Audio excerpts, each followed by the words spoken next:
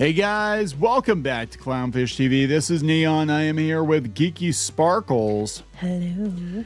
And Google admits it. They admit that the open web is in rapid decline, and this is a problem that they helped create, if not exclusively create themselves. We're going to talk about this because we've been covering for a while. We've said that Google has been kind of destroying web traffic, especially now with their AI overviews, and they basically are the gateway to the internet for most people. And if they don't want you to see something, guess what? You're not going to see it. Yeah, pretty much. That's the thing. So we're going to look at this article. We're going to see what Google has to say, but they're basically saying, yeah, web traffic is down, and that's because people can't find shit because Google's hiding it. Yeah, which we've been telling you. Ah, God. Okay, so let's talk about it. Before we get into it any further, please subscribe for more pop culture news, views, and rants, guys. You'll get a woohoo if you do. Woohoo! I don't have it pulled up, but if you go out to news.clownshishtv.com, that's news.clownshishtv.com. If you're not finding our videos, you go out there, you'll find links to our videos because Google might hide them from you. Yeah, I know, right? So yeah, a lot of places talked about this. I missed it. Given the other big news this week, it was something that I did not see until today. When did it happen? What's that? When did it happen? About 6 days ago. Oh wow! So yeah.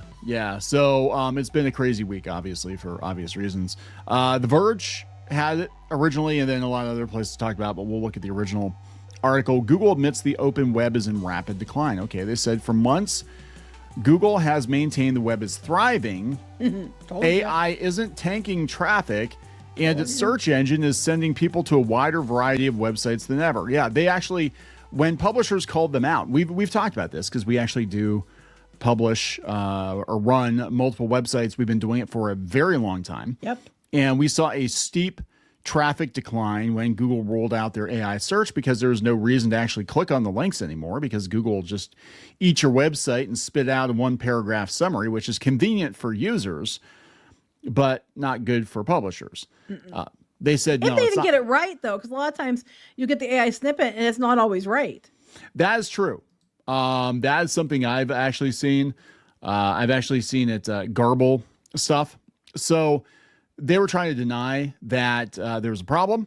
They're trying to say that, hey, there's no problem here, guys. It's you're imagining things, just like with YouTube traffic. You're imagining the YouTube traffic is dropping off a cliff in May and also in August, along with everybody else's YouTube traffic dropping off in May and also August. What silly creators, shut up, go make content. So we can scrape it. Yeah. So we can scrape it, right? So we can train VO on it. But yeah, they denied it. But they said in a court filing last week, Google admitted that the open web is already in rapid decline, as spotted by Jason Kent and reported by Search Engine Roundtable. A lot of SEO people basically out of work because their job was to get these websites seen. And it doesn't matter what you do. You're not going to get seen because Google doesn't want you to be seen. No. Google submitted the filing ahead of another trial that will determine how it will address its monopoly in the advertising tech business. The U.S. Department of Justice recommends Google break up its advertising business, but the company argues in the filing this isn't ideal. Of course. It's not ideal that we give up our monopoly because it would only accelerate the decline of the open web. How is that going to accelerate the... So you have a monopoly on the ads. This is a problem in the UK too. They got in trouble for because basically there are all these different ad companies that look like they're a different company, but it turns out they're owned by Google. Yeah. So Google has basically taken all the ad spaces, not all of them. I'm sure there's some that aren't, but taken most of the ad spaces, and then they're getting the money there too. So they're running their ads through themselves, and then taking the lion's share of the money. And it's causing some problems because it's what they say. It's like not a monopoly, but it's almost like a bait and switch because people think they might get a better deal with another company, but it's still the same company, just under a different name. And it's a problem. So how would this hasten the decline? How? Because they can't be the monopoly. Because it harms publishers who currently rely on an open web display advertising revenue model. But you don't let people see our ads anyway. Okay, let me get this straight. Google's defense is you can't break us up because it's going to harm creators who rely on our advertising. Meanwhile, those same creators aren't getting views because Google's scraping their content with their AI tools to make sure that they get all the ad money. Yes. So, again, Google, how? Well, okay. This is what they said. This is what they said in the filing. Finally, while plaintiffs continue to advance essentially the same divestiture remedies they noticed in their complaint filed in January 2023, the world has continued to turn.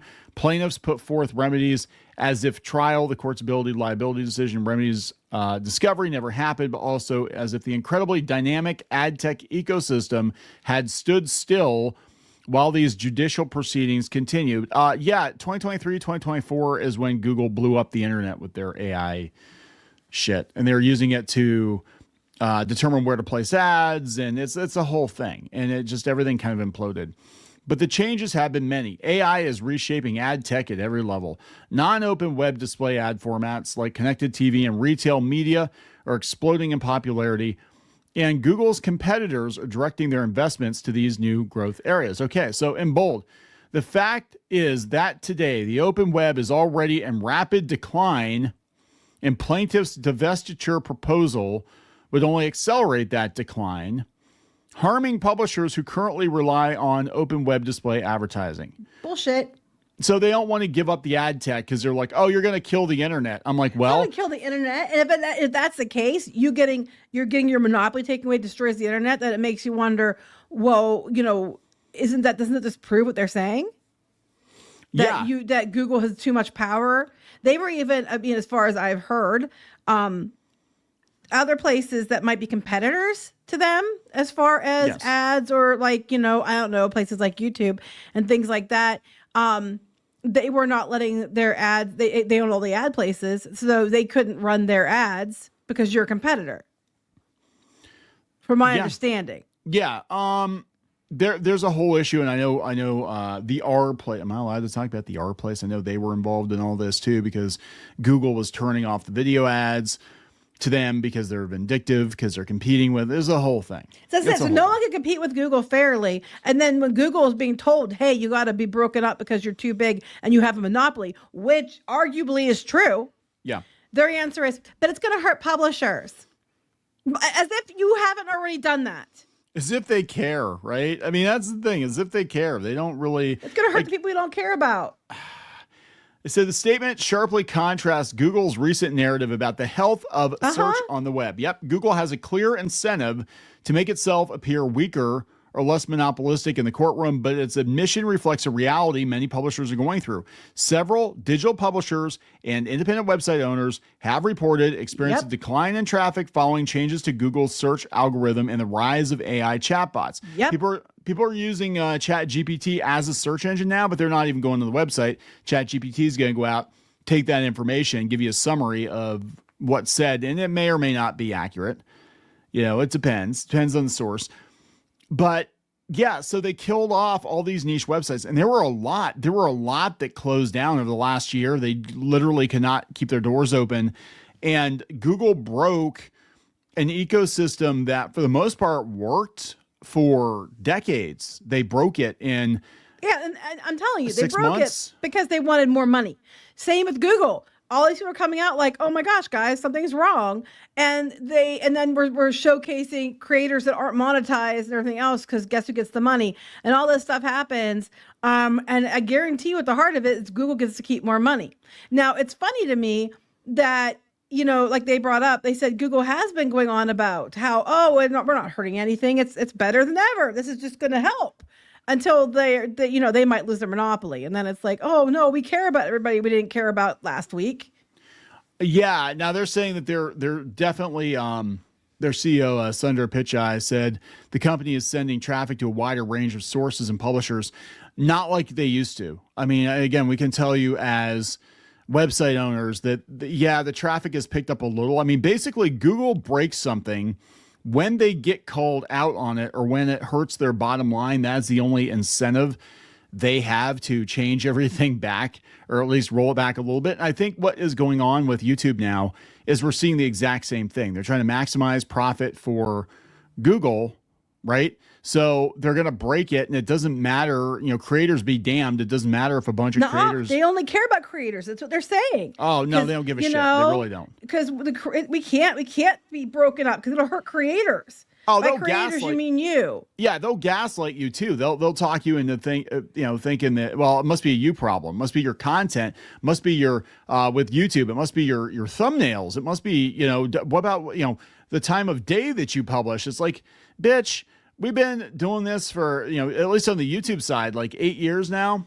That we've been making decent money out. We had another YouTube channel before, but we've been doing it for about 8 years now. I'm like, we know all the ins and outs of it for the most part, and yeah, you broke something. Same with the websites. First thing, the CEO needs to go. I'm sorry, a lot of this stuff happened when this guy came in. Yeah, if we're gonna be honest. Oh yeah. There's definitely a change, but that's why I tried telling people when it came to YouTube. I'm like, hey, everything we saw on the website side, I'm starting to see on the YouTube side. They're like, you're just being paranoid. Everything's got their ups and their downs, and the only reason that they'll roll things back a little bit is they'll basically break it, be like, oh, we overcorrected, let's roll it back a little bit, or let's whatever. But the thing that is disgusting about it, and look, we let them, but they play with people's livelihoods, because there are people that they publish full-time on the internet. There are companies that publish full-time on the internet, and then Google literally just turned the traffic off. But it is publishers' faults, because we relied so heavily on Google. What we need is another search engine. But the problem is that Google is the search engine for most people. They make sure. Because anytime anybody tries to compete, they do, we own the ads. I mean, we don't own all the companies, what we do. It's a whole big problem. Like I said, other countries, they have already called Google out for the same thing. Yeah. Yeah. But we really do need, we need some alternatives. Cause like when the web was young, back in my day, we had multiple search engines, and Google was just one of them. Yep.